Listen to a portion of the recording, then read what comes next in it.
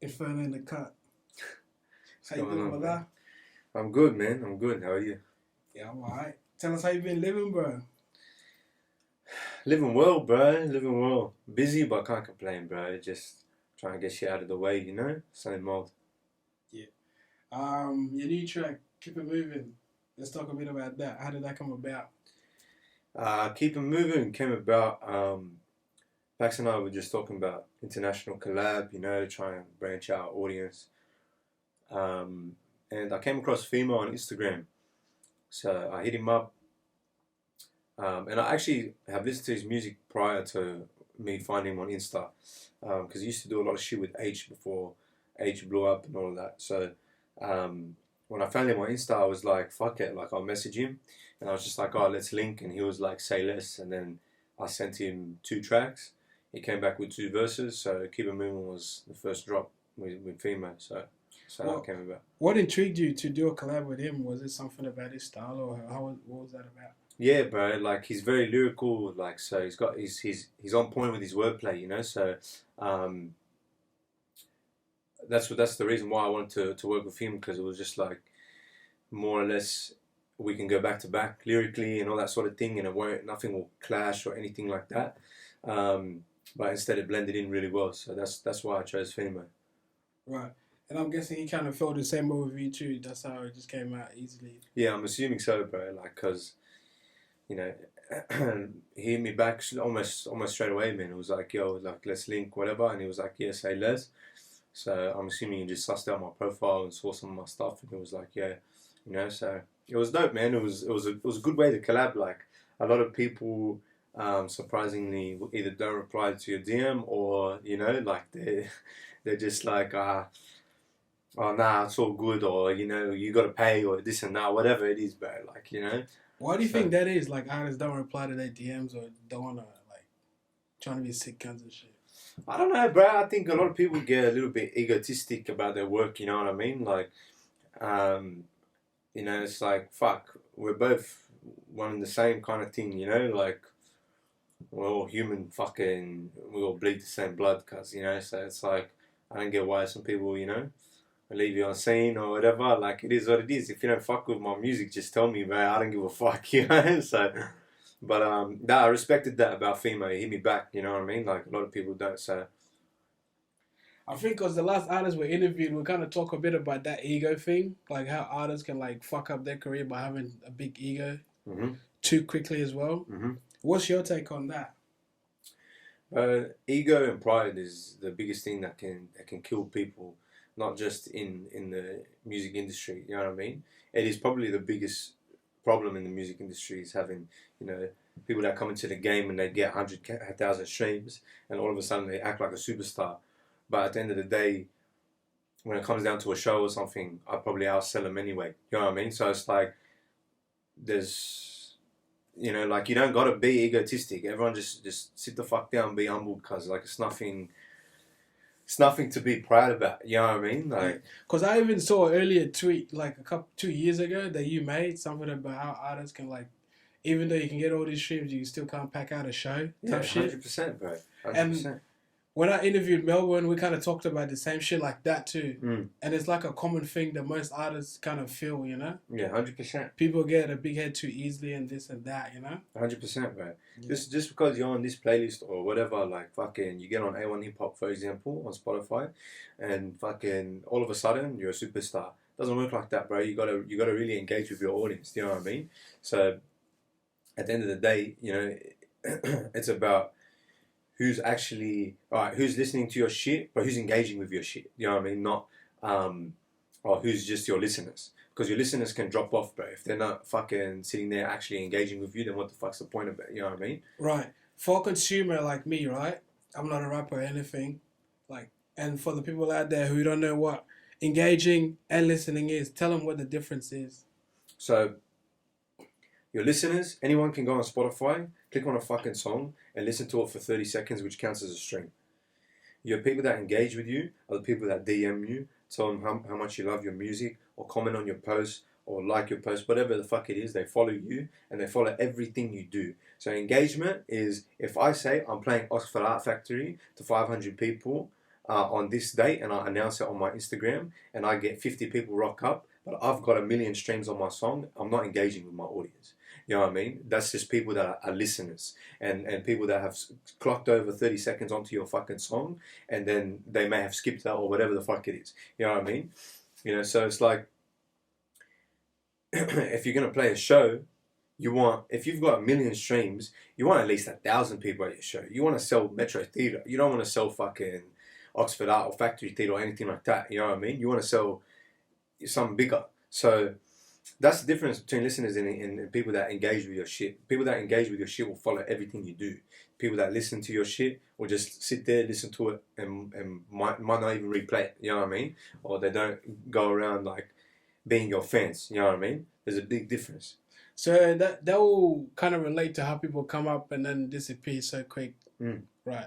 So because you can catch a viral song that could go viral for like 1 month, and then next 2 months you're like, what happened to this guy? 100%.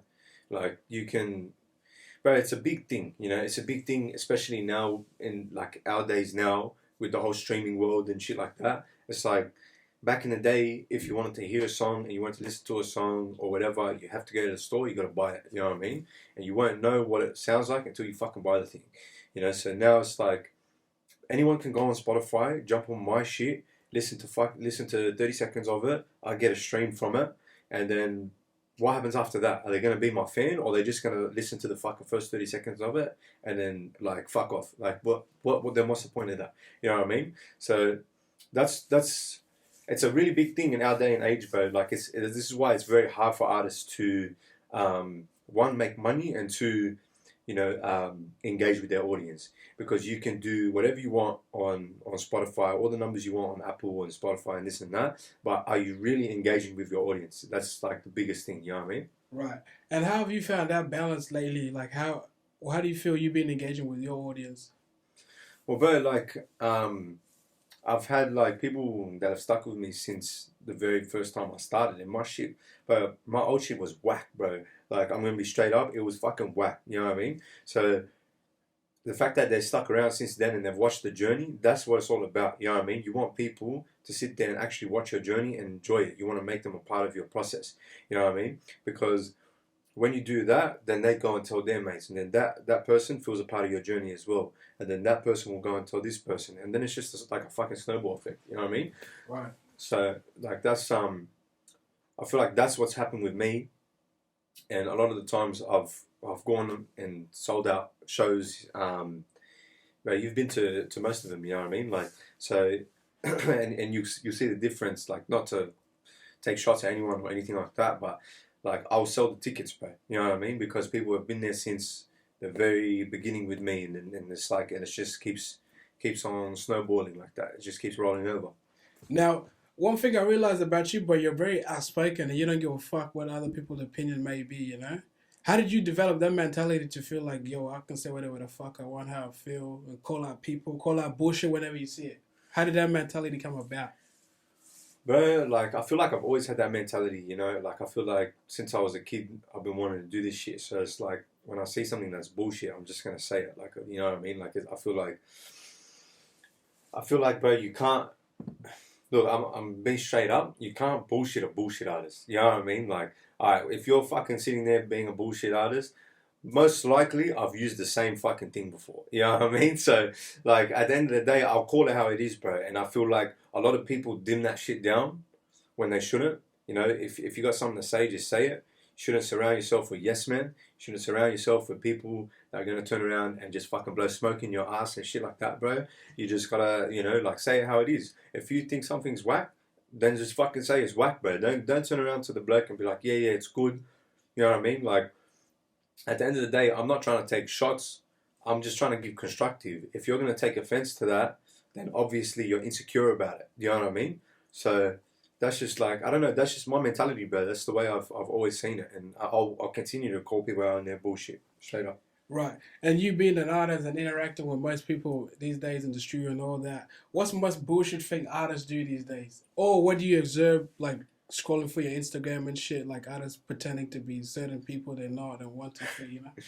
Most bullshit thing artists do these days, bro, it's a fake flex. You know what I mean? Like, and it goes back to the egotistic stuff, bro. Because if we're talking about a fake flex, we've got a lot of artists in their clips or whatever, flexing, or like in a fucking hired out Lamborghini or this and that, whatever it is, or talking on their Insta like they've got 1 million people watching them. You know what I mean? When it's like, in reality, you've got 10,000 followers. Alright, that's good. That's a fucking starting point. But don't see that as something good, because if you see it as something that's you can work on, then obviously you're gonna build off it. You know what I mean? So that's the biggest thing artists do, bro. They get to a point where they're like, oh, I might be area famous now, but bro, is that actually enough for you? You know what I mean? Like, because if you're area famous, what the fuck does that have to do with longevity? You know what I mean? Because at the end of the day, do you want to be area famous, or do you want to be famous worldwide repping Australia? You know what I mean? Like Kid Laroi, for example, he's gone overseas and now he's fucking, I don't know what, he is top 50 most listened artist on fucking Spotify. And he's gone from being area famous at one point to worldwide. But a lot of people get stuck on the area fame, and then they sit there and they go, all right, I've got these girls around me, and I got a couple of fans hitting me up, and I got some kids, 13, 14-year-old kids making group chats or whatever and saying, oh, we love your shit, this and that. That's just people like, bro, at the end of the day, you shouldn't see it as, oh, I've made it now because of that. You should see it as, all right, these people fuck with my shit. Now, how do I expand? How do I get to the next level? That's why a lot of artists get caught up on, bro. And they limit themselves quickly. 100%. Now, another question that I asked the artists before you is like, with Australia, just like how you mentioned Kid Laroi, right? See how he moved to overseas and then it blew up there? Mm-hmm. But then most artists in Australia don't really get that international blow up type shit, if you know what I'm talking about. What's your take on that? Do you think there's enough resources in Australia for an artist to blow, or do you think they have to move overseas? At the moment, there isn't enough resources for an artist to blow like worldwide in Australia. Like, really, like, the artists that have blown worldwide in Australia have more like of a universal sound, where it's like they'll reach out to a PR or something, a public relation, someone overseas, and they'll fucking pitch their shit, and then they'll get on a Spotify in America, and then that's how she works. You know what I mean? So at the end of the day, it's like Australia, because it's hard to sort of compare to overseas, because Australia is technically, bro, we're a fucking island. You know what I mean? Like, it's an island compared to the US, the UK, all them countries, like Europe and all of them. Like, we are a fucking island, bro. So when you put it in perspective, there's 25 million people in Australia. Well, look at the population in America. It's hard to say that we'll ever sort of have the resources to expand as much as overseas do. I feel like you either got to be there or you got to know someone overseas to make it worldwide. You know what I mean? Now, the last time we spoke, we were talking about how people were giving you bad criticism for your accent. How's that been going lately? Yeah, bro. Same shit, like, it's dimmed down a lot, actually. But, you still get the odd occasion, like, some bloke will be like, oh, if he's from Australia, why is he using the American accent, this and that? Because what a lot of people don't know is I'm a fucking dual citizen of Australia and America. My dad grew up in Harrisburg, on the east side of the United States. You know what I mean? So, like, a lot of people don't know that I'm actually a dual citizen of Australia and America. Like, not to say, I'm repping America more, because I'm not. I'm trying to put on for Australia. American accent or not, if the fucking song slaps, it slaps. You know what I mean? Right. So, like, you've been dealing with that good, right? Like, you don't give like... I don't give a fuck, bro. I'm not going to change. I tried to change ages ago, bro. Maybe when I was like 17, 18. I tried to change my accent. It didn't come naturally. I tried for a good 6 to 8 months, probably. It just didn't feel right, bro. So I was like, nah, like, I'm going to just go with what feels natural to me, you know what I mean? And considering, my dad grew up in Harrisburg, and, like, I still come from a Lebanese Italian background, but because my dad grew up in Harrisburg in the States, I grew up in a very Americanized culture, you know what I mean? So at the end of the day, like, I use that because that's what comes natural to me, bro. Like I said, if the song slaps, it slaps. What the fuck else is there to complain about if I'm repping Australia either way? You know what I mean? Right. Now, I've been seeing that you've been working with Scanzo and Young Six and all them. Tell us what you've been cooking up with them. Yeah, so shout out to the Double O boys, Scanzo, Young Six. So we got a track coming. We Young Six, Slim Double O, JT Double O, Young Max Double O, just the whole Double O crew. We got a track coming. It's produced by Pax too. So shout out to them boys, man. We got a banger on the way. Should be good, man. I'm keen for that one to drop. And yeah, Skenzo and I got in the studio a couple of weeks ago. Hooked up something too. Still yet to finish it, but when we do finish it, it's a banger too, bro. What interests you in them to kind of get a feature with them? They're from your area, right? Is that correct? Skenzo? Skenzo, yeah, Skenzo's from LP, but I'm from Liverpool area as well. But I linked with their manager Marcus. I met all them boys at Young Six's release party. I think it was Young Six or Skenzo's release party, one of the release parties. I met them there, and me and Marcus just had a chat and said, "Look, let's jump in the studio. You know, let's experiment. Like, the boys got a different sound, I got a different sound. If we blend it together, it will be special. You know what I mean?" So there was no fucking around. There was no leaving someone on scene, this and that. You know, it was just let's get in the studio, and we got in the studio and we cooked up, fucking made a banger, bro. Now, how long can we expect that? A couple, maybe next month. Next month you'll see it. Next month you'll see it. At month of April you'll see the track with Young Six come out and Slim and JT Young Max. Right. Now, bro, let's come back to the Australian scene. Tell us your likes and dislikes about it. Either with rappers or the behind the scenes people, like, because the persona around it is like, it's a snaky industry. People sell dreams and 1, 2, 3. Give us a bit about your take on it. But I feel like Australian industry, like whatever industry, bro, it happens in every industry. There's always politics involved. There's always someone that's in the way of what you're trying to do, or someone that's closed that door and you need the key for it, but they don't want to give it to you. You know what I mean? There's always going to be someone, in whatever industry it is. Doesn't matter if it's here. Doesn't matter if it's overseas. But my take on the Australian industry right now is we're not going to grow unless the people behind the doors start giving the keys out to the youngins that are up and coming. Because one thing the youngins and all of that, like, we lack is opportunity. And I feel like it's because, one, Australia is scared to take a risk to let them in. Two, the people behind the doors are egotistic. Going back to ego again. They're too egotistic. They wrote the book for themselves. But if you write a book, you should give it out to people that are willing to read it. Do you know what I mean? Because at the end of the day, like, that person that reads that book can build on your idea, and then everyone will grow. But I don't know, man. Like, I feel like. Do you think everyone? Sorry to cut you off. Do you think everyone gets caught in that position where, like, yo, I'm a middleman now, so everyone has to come suck my dick if they want to go through this? Fucking oath. You think that plays a lot? 100%. 100%, bro. It's a big thing. It's a big thing in the Australian industry too, bro. Like, it's like there's this person behind the door. It's like, bro, you gotta suck my dick if you wanna get through it. And it's like, I'm not sucking no one's dick, bro. Straight out, like, fuck that shit, bro. I'm like, if the music's good, it should get put on. And you know, it's like, it is what it is. At the end of the day, bro. Like, my advice to any young artist that tries to get to where they want to be, but they get blocked out by someone, you know, because there is a lot of people that do that shit. Just keep going, bro. You know, it's inevitable that one day your shit's gonna fucking blow. Like, if you keep working hard at it, and that person's not giving you the key to the door, one day you're gonna bust through it. You know what I mean? So, I don't know, bro. Like, I feel like we had a lot of noise around us, bro. The Australian scene had a lot of noise around us. You know, when 1-4 and all of them came out, and it was just like everyone was looking at the Australian scene in the US, in the UK. Everyone was like, Oz scene's next up, and then the repetitiveness started to come out, and then the people were just putting on the same shit. People were putting on whack shit, and it was like, if you went on a fucking on a Spotify playlist and you go and listen to the shit, the one song you listen to and you go to the next song, sounds the exact fucking same.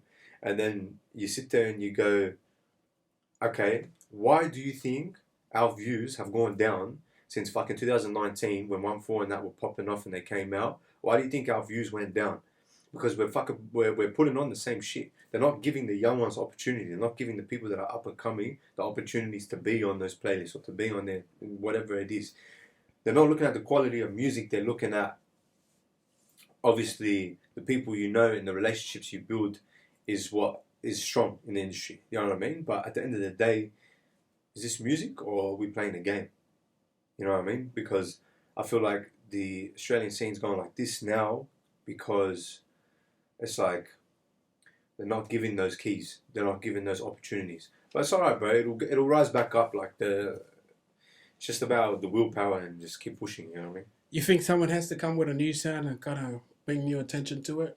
Because 1-4 came with Joe, right? And that was a new thing here, which brought a lot of attention to them. And then they got saturated. And now it's like, what's next? I think we're on the brink of that. Yeah, like it's just who's gonna introduce it. You know what I mean? Who's gonna introduce the next sound? But the people behind those doors gotta allow it too. You know, because I feel like still to this day the same shit's getting put on, and it's like you gotta allow the next sound to come through. Otherwise, it will always get pushed, swept under the rug. You know what I mean? And like look at 1-4, bro. Like look at how they went from drill.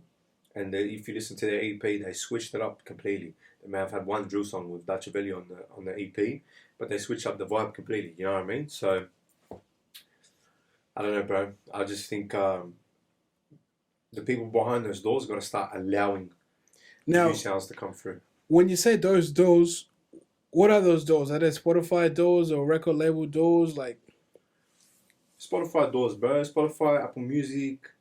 You know, like. All of that, like all of them sort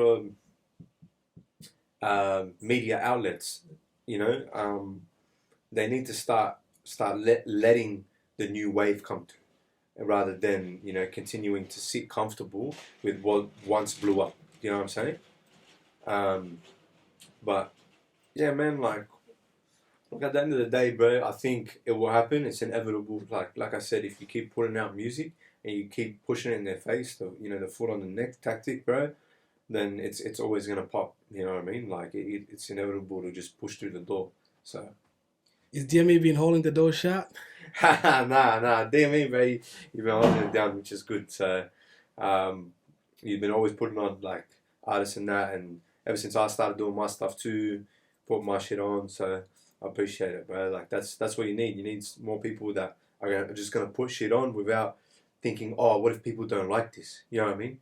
Who gives a fuck about if or what people don't like or this and that? Like, at the end of the day, the way I see it is, if you're playing a game of basketball, all right, and you got the last shot to win the game, and some cunt in the crowd goes, "Don't take the shot. You're gonna fucking not gonna take the shot because that cunt said no."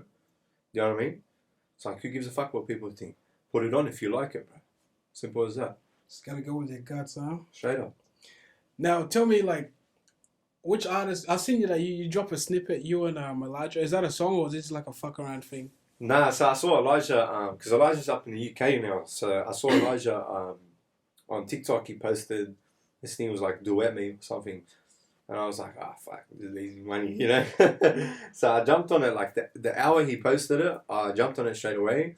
And I posted my video, and it got good traction, bro, which is sick. So, I don't know, if people want to see another track with me and Elijah on it, then we'll do it. Fucking hell. I think that is needed for that, but I think you guys should make a collab soon. Because I reckon you guys are like one of the top, like, I don't know, somewhere in the top 5 Australian lyrical people, you know? Yeah, that'd be sick, bro.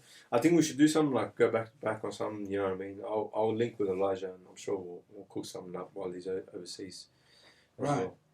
Tell us, boy, you got a mixtape, an EP, like what's coming up for Inferno? So I got a lot of content, bro. I got a lot of music coming out this year. I'm still tossing up whether or not I'm gonna put out an EP. We'll see, you know, we'll let time tell. But for now, I'm just trying to pump out as much music as I can, bro. Just put out as much as I can because I feel like last year I put out a lot. I think I put out like 7 or 8 singles, but I feel like I could have put out more. Like, we just got too much in the bank, and I don't want to keep sitting on that, bro. So I'm just gonna fucking just drop one after the other. But And We'll see. what's your take on everyone dropping EPs these days? Do you reckon it's like everyone is just flooding that EP market, or do you think like certain people deserve to drop an EP? Yeah, like I feel like EP is good to sort of introduce yourself, putting out a body of work. You know what I mean? Like it's a good way to sort of put yourself on, say, all right, this is how I sound in a body of work. You know what I mean? And it's a short body of work. It's nothing too major. I feel like people are scared to put out albums first though, because maybe they think, I don't know, they think it won't get appreciated as much as it should or something like that. But at the end of the day, like an EP is good, bro. I'm not frowning upon that. Like I think whatever you feel is the right thing to do, EP or album as a first project, do your thing, you know. So I don't know. Maybe I'll put out EP later on this year. I don't know. Yeah. Inferno, brother, I gotta tell you, bro, you're one of the outstanding people in the scene. So I don't know, just keep that up, bro. Thank you, bro. Keep speaking your mind, and fuck, you grow cult fan base off that, you know. Because 100%. people need that shit, you know. Too many fucking delusional cunts, you know.